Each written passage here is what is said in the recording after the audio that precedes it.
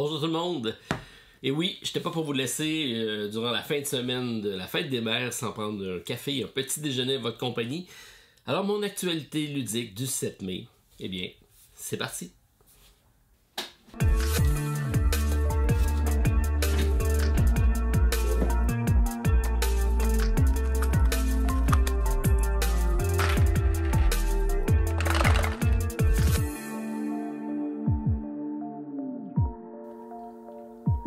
Bonjour tout le monde, très content de vous retrouver en ce samedi matin. Si vous l'écoutez en direct, vous avez vu que j'ai pas fait de nouvelles vidéos au courant de la semaine. Par contre, j'ai eu la chance d'avoir Steve, notre premier collaborateur qui était présent. Donc Steve nous a fait une première présentation d'une vidéo. Il va être de retour avec un autre gros jeu cette semaine. Je vous réserve la surprise pas plus tard que demain. Et j'ai eu également la chance de recevoir, suite à ma dernière vidéo qui a fait beaucoup de vagues. Je pensais pas que j'avais touché autant de personnes. Il y a beaucoup de personnes qui m'ont écrit. Je vous remercie tous des belles attentions, des belles paroles, des beaux commentaires et surtout de ceux qui ont proposé leur service pour aider la chaîne. Je pense que c'est une bonne idée donc d'ouvrir les portes de la Société des jeux. Ça le dit, donc la société, ça se voulait être une communauté. Et là, c'est en plus, je peux faire ouvrir les portes à tous ceux qui veulent faire de la présentation. Je pense que ça peut être intéressant. J'ai reçu énormément de propositions. J'ai commencé à faire des pourparlers avec certains d'entre vous. Donc, je vais y aller graduellement. Je ne veux pas toutes les faire en même temps. Mais sachez que tous les projets qui peuvent enrichir la chaîne sont les bienvenus. Donc, continuez à m'écrire à la société des jeux @gmail.com et graduellement, comme ça, vous allez voir arriver de nouveaux projets sur la chaîne. J'ai très hâte de voir qu'est-ce que ça va être la nouvelle société des jeux. Je pense que ça peut être très bénéfique avec plusieurs points de vue, féminins, masculins, jeunes, vieux, toutes sortes de gaming. C'est sûr qu'on va rester dans l'esprit de la chaîne. Je veux que ça reste très dans la bonne humeur, dans le plaisir. Accent sur les jeux solo si possible, mais avoir toutes sortes de propositions pour que tout le monde trouve son compte. Je pense que ça peut être très intéressant. Donc, on va voir ça évoluer ensemble. Alors, merci à tous ceux qui se sont proposés, tous ceux qui ont donné de belles suggestions et tous ceux qui vont continuer à suivre l'aventure avec nous pour cette Société des jeux version 2.0. Alors, ça me permettra de me libérer, puis éventuellement, c'est sûr que je vais être de retour. La preuve, je suis là aujourd'hui, donc j'aime toujours ça. Et ce week-end, je suis resté à Montréal, donc il y avait moins urgence de me déplacer. Souvent, c'est compliqué avec la fin de la semaine, puis le début de la fin de semaine. Là, cette semaine, ça va. Alors, je suis présent.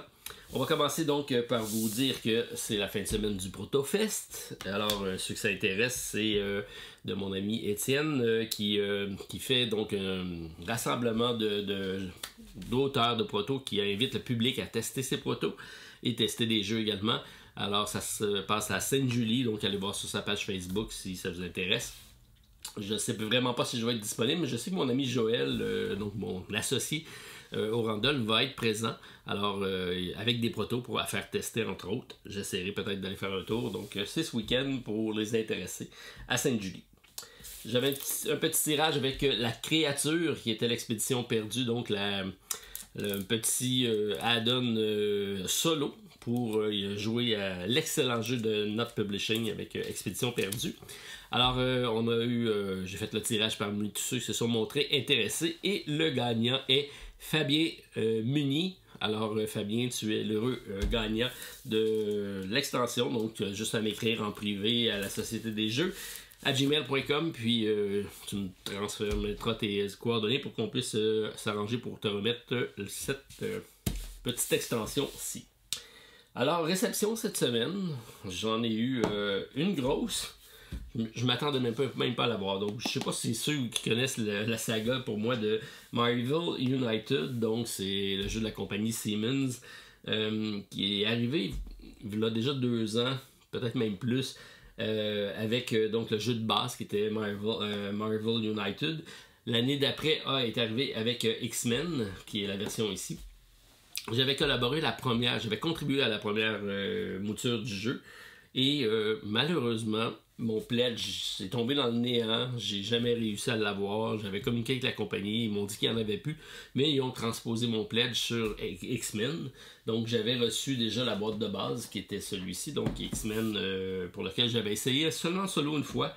Qui est un jeu très simple de gestion de risques avec des pistes comme ça avec des différents petits personnages. On va tout avoir un jeu de cartes et on va essayer de régler un petit peu à la pandémie, mais très très simple. C'est quand même bien fait. Alors j'avais donc joué la partie de base avec le jeu de base et là je viens de recevoir les 2 extensions qui étaient donc la suite avec le X-Force qui est une variante si on veut des X-Men et la boîte des Stretch Goals ici avec une énorme boîte avec tout plein de figurines qui sont pour la plupart complètement inconnues pour moi malgré le fait que j'ai une bonne connaissance des bandes dessinées. Donc je regarde des personnages ici, j'en connais peut-être 5, 6, 2, 3 vilains. La balance, c'est des personnages très très secondaires. C'est un peu ce que je reproche. Donc on fait beaucoup de figurines pour faire la figurine. C'est sûr que ça améliore le gameplay, mais on n'a pas grand attachement avec certains personnages qu'on connaît pas, mais c'est quand même intéressant. Alors, reçu la boîte, et là j'ai sorti le jeu pour le retester avec les différents nouveaux personnages. C'est sûr que ça ajoute des types de cartes différentes, des lieux différents également, et des boss à combattre. Donc je vais regarder qu'est-ce que ça dit au courant du week-end. Donc reçu les fameuses extensions de Marvel United X-Men. Alors c'était dans mes réceptions de la semaine. Juste peut-être vous donner un petit mot aussi sur le podcast, puisque j'ai quand même fait mon podcast en compagnie de Martin cette semaine, ça a bien été. Le seul problème, c'est que 2 choses. On n'a plus accès à notre plateforme, donc il va falloir que je m'y mette pour savoir comment régler ça. Et on a enregistré sur une plateforme à Martin, pour lequel mon micro, pour une raison ou une autre, n'a pas fonctionné. Alors mon son est très relatif, je vais dire ça comme ça, donc c'est pas à la hauteur de nos podcasts réguliers, mais les propos sont quand même intéressants. Vous le savez, on a beaucoup de plaisir à faire ça ensemble. Mais bon, on va essayer de corriger le tout pour la prochaine semaine, puisque ça me fatigue quand c'est pas parfait, vous le savez. Mais j'ai mon dicton qui est Done is better than perfect. Donc on se doit quand même de publier. Et c'est ce qu'on a fait. J'ai ramassé ça au bureau. Complètement inconnu pour moi. Et je dois dire que c'est pas les plus sexy. 2 petits jeux de cartes. Ici, ça s'appelle Cover Your Asset. Et Skull Kings, qui est d'une compagnie qui s'appelle Grandpa Bex. Alors, je vous présente ça parce que c'est donc des jeux très très américains. Je sais que Eric m'a parlé qu'il avait rencontré le monsieur en question ici lors d'un rassemblement aux États-Unis récemment. Et semblerait donc que ces jeux-là vont être traduits. C'est des jeux qui se vendent très bien sur Amazon, entre autres. Et ça va être disponible en français. Donc, autant en Europe qu'au Canada ici. Donc, je pense que c'est Gigamic ou BlackRock qui est sur le projet. Non, je pense que c'est BlackRock. Alors, jeu de cartes, ici c'est de 2 à 8 joueurs, 8 à 99 ans, 30 à 45 minutes. Alors un peu un jeu de take date dans l'univers des pirates. Et un jeu de collection, un jeu d'argent, de collection d'ensemble si on veut, avec celui-ci qui est de 4 à 6 joueurs. Donc on essaie de ramasser le maximum d'argent pour notre retraite, je vais dire ça comme ça. Alors, à essayer dans mon cas, je ne connais pas du tout. Miniville de luxe qui arrive en français, c'est probablement déjà arrivé en Europe, mais nous on va recevoir ça pas plus tard que la semaine prochaine avec la version de Gigamic. Donc un beau jeu, très apprécié, simple de construction avec des dés, des cartes dans lesquelles on construit notre mini-ville. Par contre, il n'y a pas de variante solo dans celui-ci, c'est 2 à 5 joueurs, 30 minutes par partie. Mais je sais qu'il y a des variantes qui existent, mais moi je voulais me pencher, voir si ça me tentait de faire une variante. Donc parmi ce que j'aimerais conserver sur la chaîne, c'est sûr que j'ai commencé avec des variantes solo, et pour moi c'est ce qui va toujours me démarquer. Alors je veux continuer dans cette veine-là, peut-être qu'en faisant moins de vidéos autres, va peut-être me permettre de faire plus de variantes solo, plus de propositions de votre part. Donc ça c'est quoi que je veux faire. Alors bon, Miniville à tester pour moi ce week-end et voir si c'est possible d'en faire un solo. Planète Unknown, c'est drôle parce que nouveau collaborateur. Steve a fait sa première vidéo sur celui-ci. C'est un Kickstarter, j'avais contribué, j'ai reçu et que j'ai testé un peu dans la même semaine que Steve a fait sa critique. Donc ça me permet de revenir sur le projet. Je trouve ça intéressant. Et comparer peut-être avec l'appréciation que Steve en a fait. Alors, moi, c'est un projet que j'avais contribué puisque j'avais pas beaucoup de jeux de ce style-là, qui est un jeu de placement de tuiles de type polyomino, avec une thématique un peu plus intéressante pour moi qu'un patchwork, que j'adore. Patchwork, c'est probablement un de mes meilleurs jeux à 2 joueurs, mais j'étais content d'avoir quelque chose de plus... qui me parlait un peu plus. Alors, on a ici des explorations de planètes. La version Kickstarter est vraiment géniale. La Lazy Susan, très bien fait, qui permet de tourner, donc de bien desservir l'ensemble des personnes. Les plateaux réversibles de chaque côté qui font faire des parties asymétriques. C'est de 1 à 6 joueurs. Il y a une variante solo, mais il y a 6 univers différents à découvrir. Puis on a 6 également factions, pas factions, mais... c'est la corporation, si on veut. Donc, c'est notre piste de corporation. Et ça aussi, c'est réversible. C'est des plateaux engravés en plus. Et ils sont tous asymétriques. Donc, ils sont de 6 planètes différentes et 6 corporations différentes. On peut faire une multitude de matchs qui font en sorte que la rejouabilité est assez impressionnante dans ce jeu-ci. Ça va rester tout le temps des parties relativement sensiblement la même. Dans le sens qu'on va pêcher une tuile, on la place, on active 2 pistes et on avance comme ça dans la partie. L'aspect intéressant, c'est qu'on a un deck aussi d'événements qu'on peut soit utiliser pour le mode compétitif, mais également c'est ce qui permet de servir de timer pour le mode solo. Et on a 3 niveaux de difficulté de cartes. Donc on a des vertes qui sont faciles, des oranges moyennes et des rouges plus difficiles. On fait une combinaison de tout ça. Plus on met de cartes rouges, mais plus ça sera difficile. Et ça va aussi balancer le pointage qu'on doit atteindre. Fait que c'est intéressant. Ça reste un jeu de pointage pour le solo, mais ça reste un solo qui se joue très bien, très rapidement. Donc 1 à 6 joueurs, 70 minutes, 10 ans et plus. Très content de mon achat finalement. J'avais des doutes quelques années plus tard, mais non, j'ai vraiment aimé. Il y en a qui vont le comparer. Je sais que Tom Vassell a parlé que c'était probablement aussi bon, sinon meilleur que l'île des chats. Donc ça met la barre haute. L'île des chats avait quand même été assez appréciée. Moi, ce que j'aime, bon, il y a tout l'aspect du Rooverse, c'est idiot à dire, là, mais on a un petit vaisseau qui se promène sur la planète pour nettoyer les météorites, aller récupérer des life pods qu'on a envoyés, et donc dans les corporations aussi, faire en sorte que ça devient compliqué avec ça. Donc ça ajoute une petite saveur au jeu que j'aime bien. Alors ça va rester dans ma collection, content de l'essayer, puis c'est le genre de jeu que je peux sortir, malgré la grosseur de la boîte, là, je peux m'installer, puis faire une partie en une demi-heure, tout est fait. Je trouve ça intéressant. Donc Planète Unknown Deluxe Edition chez Adams Apple, et ça va arriver en boutique. Donc il y aura la version sans la grosse Lazy Susan, mais ça va être disponible un jeu en boutique. Somme toute assez intéressant, moi j'ai bien aimé. Pour vous dire également que Stéphane Vachon a communiqué avec moi, donc pour me dire de préparer ma vidéo de Activities volume 1.0. Vous allez avoir ça dans la semaine prochaine. D'ici une semaine, vous allez avoir ça sur la chaîne parce que ça arrive donc bientôt en socio-financement. Alors, restez à l'affût. Je sais qu'il y en a plusieurs qui m'en avaient parlé. Ça, je vais ressortir ça très très prochainement. Alors ici, ça m'a permis quand même de jouer et de jouer à des gros jeux, somme toute, puisque j'ai eu la chance de tester. Donc, Unsettled, qui était donc le dernier jeu de Orange Nebula, qui est un jeu d'exploration spatiale, mais c'est pas un jeu dans lequel il y a des confrontations, il n'y a aucun coup de fusil, il n'y a pas de... Mais ça n'empêche pas qu'on peut mourir quand même. Donc c'est des scientifiques qui arrivent sur une planète, et on va comme ça découvrir l'univers dans lequel on est et essayer donc de faire différentes actions pour pouvoir récolter des informations, mais s'enfuir aussi vivant de la planète.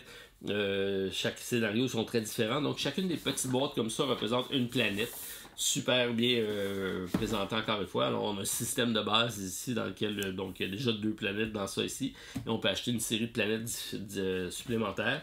On a des niveaux de challenge de difficulté qui sont également présents.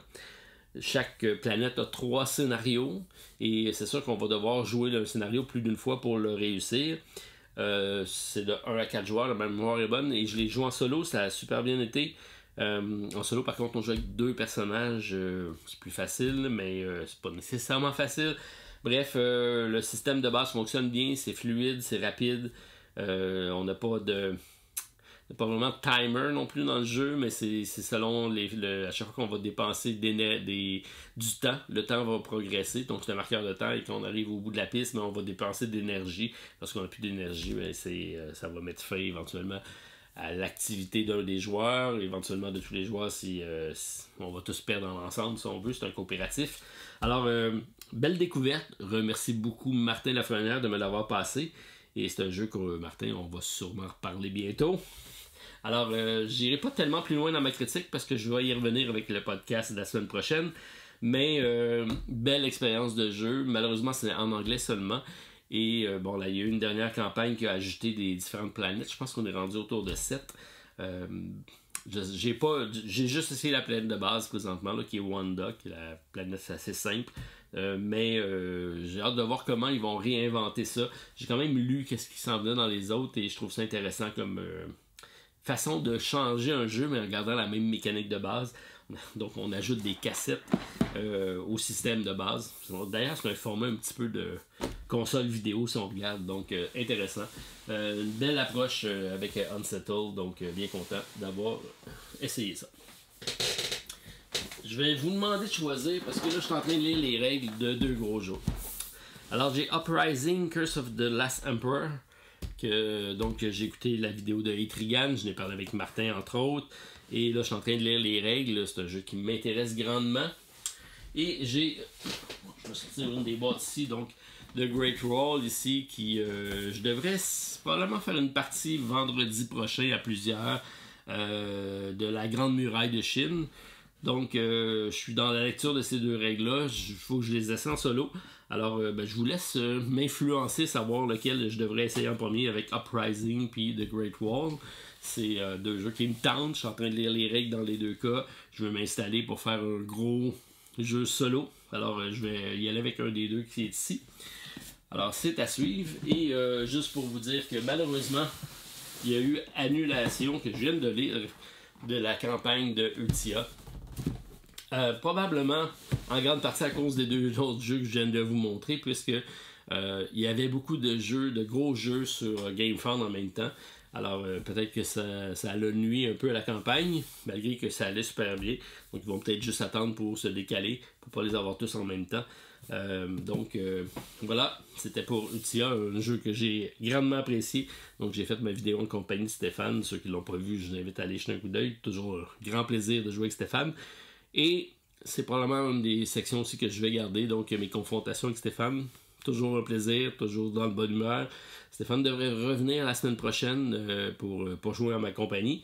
Alors, qui sait, on en fera peut-être une partie, je sais pas de quoi encore, mais on va regarder, on va se trouver un jeu qui va susciter la confrontation pour le plaisir, et surtout le plaisir de vous le partager. Alors, vous avez vu, mes prochaines vidéos risquent d'être comme ça, très peu scriptées, peu de montage, peu d'incursion, mais je suis présent pour partager mon café et vous saluer en ce samedi matin. Donc, j'attends de vous lire. Merci encore une fois de vos commentaires de la semaine dernière qui ont été très pertinents, très encourageants. Et on se souhaite un bon week-end et je vous réserve des surprises dans les prochains temps avec de nouveaux collaborateurs. Donc, d'ici là, amusez-vous et on se revoit la semaine prochainement sur la chaîne. Bye tout le monde. À la prochaine.